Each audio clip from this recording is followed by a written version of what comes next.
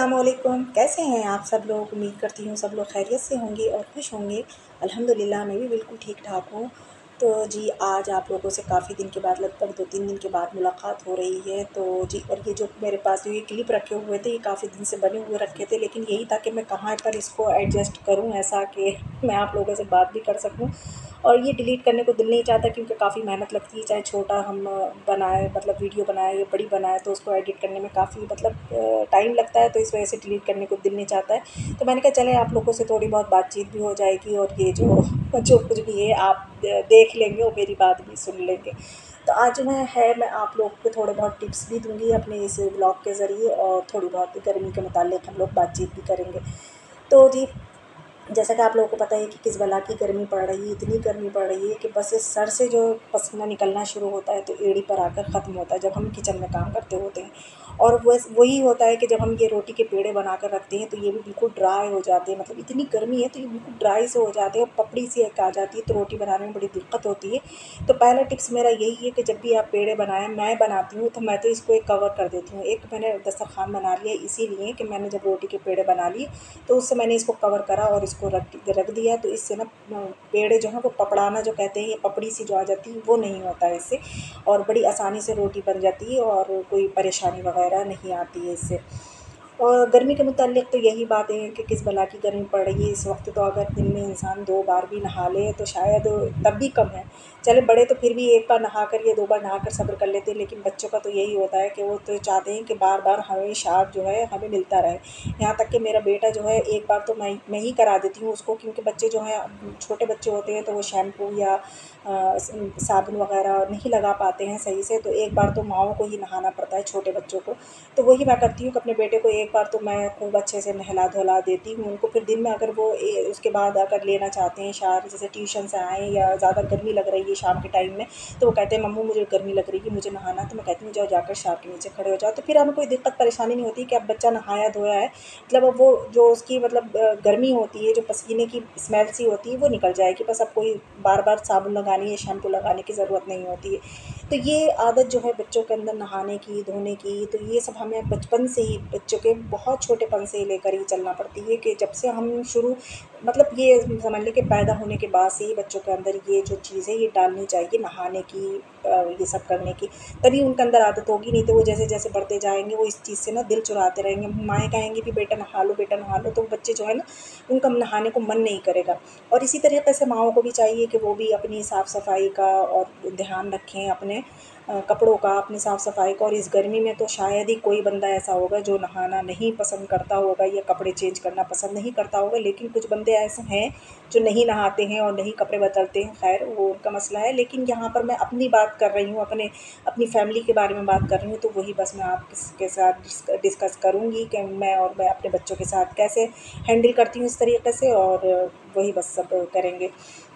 तो यहाँ पर थोड़ी बहुत कुछ ग्रॉसरी जो थी वो ख़त्म हो चुकी थी, तो वो रमज़ान से पहले आई हुई थी, तो अब थोड़ी बहुत जैसे जो चीज़ ख़त्म हो रही है ख़ैर वो मैं मँगाती जा रही हूँ और उसको मतलब रखती जा रही हूँ।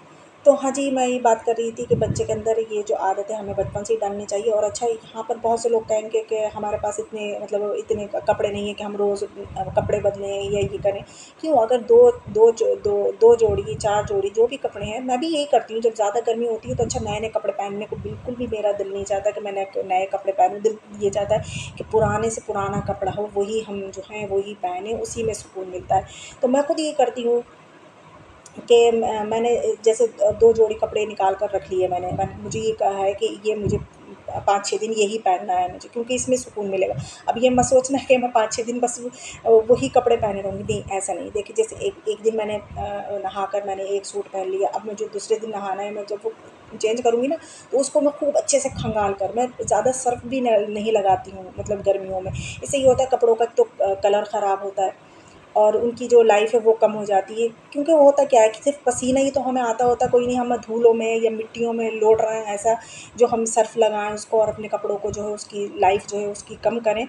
तो मैं तो बस कपड़ों को मैंने खूब पानी से धोया, खंगाला और मैंने उनको सूखने के लिए डाल दिया, ड्राई करने के लिए खूब झटका देकर, जिससे कि उसकी सिलवटें भी सारी निकल जाती हैं और उसके अंदर से जो पसीना वगैरह होता है वो भी निकल जाता है। तो फिर ऐसे करके मेरे जो है मतलब एक दिन एक पहन लिया, एक दिन ऐसे कर के पहन लेती हूँ और मेरा जो है ये 5-6 दिन निकल जाते हैं। फिर मैं 2 जोड़े निकाल लेती हूँ अपने, फिर मैं इस तरीके से ऐसे ही करती रहती हूँ। और ये हमारी अब से नहीं, ये हमारी शादी से पहले की आदत है। ये अम्मी ने हमारे अंदर डाल के रखी थी कि ज़्यादा सर्फ़ मत लगाया करो कपड़ों को, इससे लाइफ़ जो है उसकी कम होती है और कलर भी ख़राब होता है। तो यहाँ मैं बनाने लगी थी घी। तो अब ये घी में से जो ये निकलता है ना, ये आप लोग देख रहे हैं, इसको खुरचन कहते हैं, क्या कहते हैं। तो अब मैं इसका बनाऊँगी हलवा, जो कि मुझे जब से ये पता चला है, मुझे लगभग मैंने 5-6 बार ये हलवा बना लिया है। जब से मुझे पता चला है ना, तो मैं ये हलवा ज़रूर ही बनाती हूँ जब मैं घी निकालती हूँ। और ये जो मलाई होती है, ये मैं हमेशा फ्रीज़र में रखती हूँ, फ्रिज में नहीं रखती हूँ। फ्रिज में रखने से मलाई ख़राब हो जाती है, लेकिन फ्रीज़र में रखने से मलाई ख़राब नहीं होती है। तो उसमें से कोई स्मेल वगैरह भी, गंदी सी जो स्मेल आती है वो भी नहीं आती है। तो इसमें की जो खुरचन थी वो मैंने जो थी नॉन स्टिक पैन में मैंने डाल दी है। अब इसमें मैं डाल दूँगी ड्राई मिल्क। ये मेरा सेकंड टिप से दे रही हूँ मैं आपको। इसमें मैंने ड्राई मिल्क डाल दिया है खूब, मतलब 1 पैकेट छोटा वाला वो डाल दिया है। और मेरे पास शक्कर का बूरा जिसको कहते हैं, पिसी हुई शक्कर जिसको कहते हैं शक्कर, वो मैंने ना रमज़ान से पहले जो पीस कर रखी थी वो अभी तक मेरी चल रही है। तो इसके अंदर मैं शक्कर हस्बे ज़ायक़ा जितनी मुझे ज़रूरत है, जितना हम मीठा खाते हैं उतनी मैं डाल दूँगी। उसको चला और इसको थोड़ा जो है मैं भूनूँगी, क्योंकि मैंने इसका कलर जो था ना थोड़ा लाइट रखा था। अब मुझे थोड़ा इसमें डार्क करना है कलर। हलवे का कलर जो होता है वो थोड़ा डार्क सा होता है। और इसमें मैं बस थोड़ा-सा इसके अंदर मैं दूध डाल दूँगी, ताकि जो ये जो है ना सब अच्छे से घुल-मिल जाए, सब एक जान हो जाएँगे ये सब।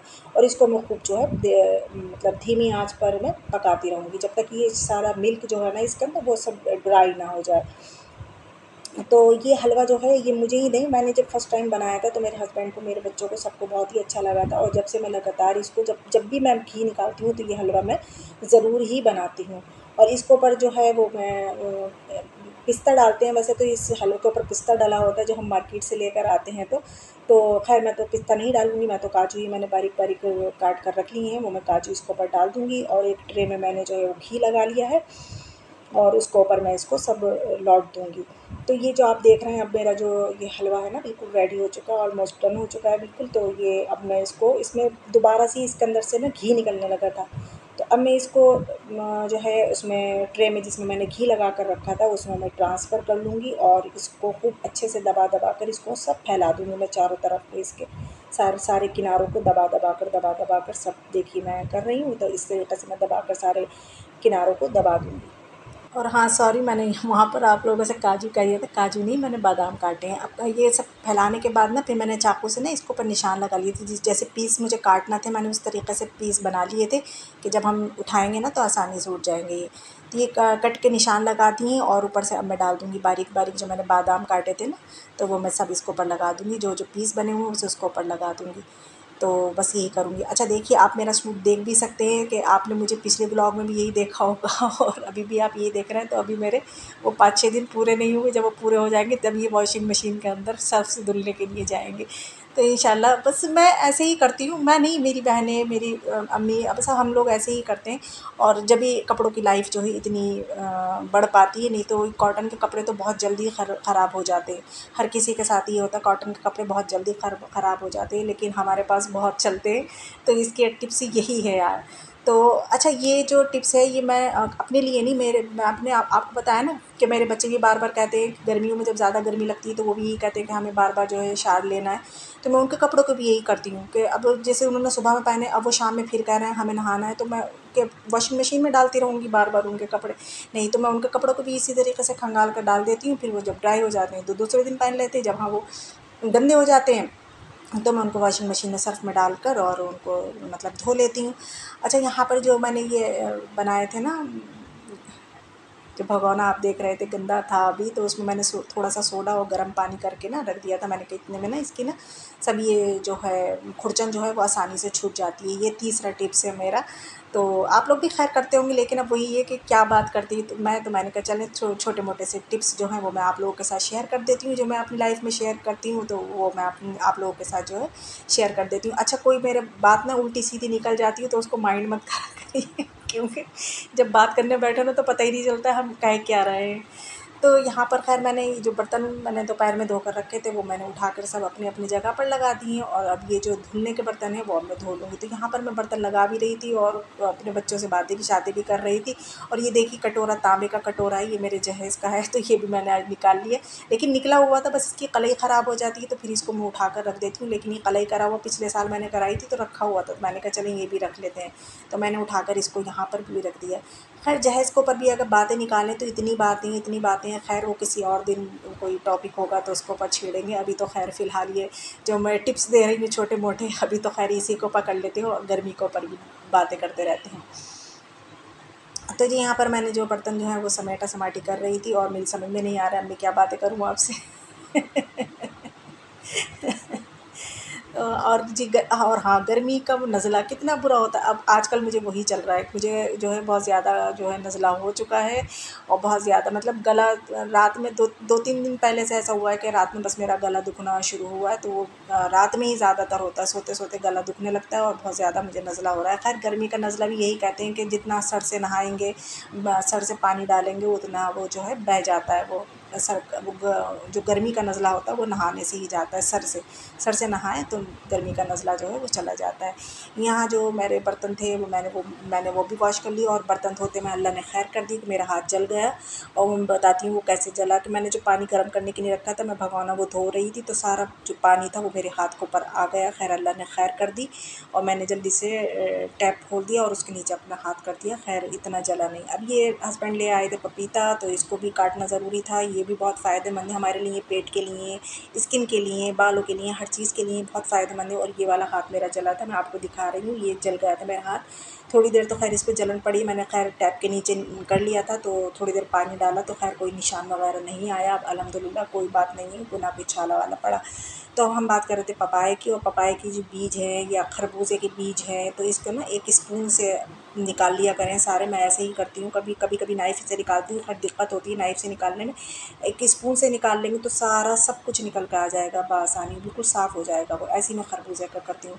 और अच्छा, ये खरबूज़ा खाने में जितना फ़ायदेमंद है उतना लगाने में भी फ़ायदेमंद है। इसके जो छिलके होते हैं ना, इसमें से कुछ छिलके आप रोक लिया करें और वो अपने फेस पर, अपने हाथों पर, अपने पैरों पर लगा लिया करें। मैं यहाँ पर आपको फेस पर तो लगा कर नहीं दिखा सकती, क्योंकि मैं फेस तो दिखाती नहीं हूँ, हाथ दिखाती हूँ खाली। तो मैं हाथों पर लगा के दिखा रही हूँ, तो ये आप अपने हाथों पर, पैरों पर, गर्दन पर और अपने फेस पर लगा सकते हैं। इससे जो टैनिंग होती है ना वो भी रिमूव होती है, कुछ जो दाग धब्बे होते हैं वो भी रिमूव होते हैं। और इसका नहीं, जो भी आप फ्रूट्स खाएं वो चेहरे पर ज़रूर लगाएं, क्योंकि कहते हैं ना जो खा रहे हैं वो अपने स्किन को भी खिलाएं वो चीज़।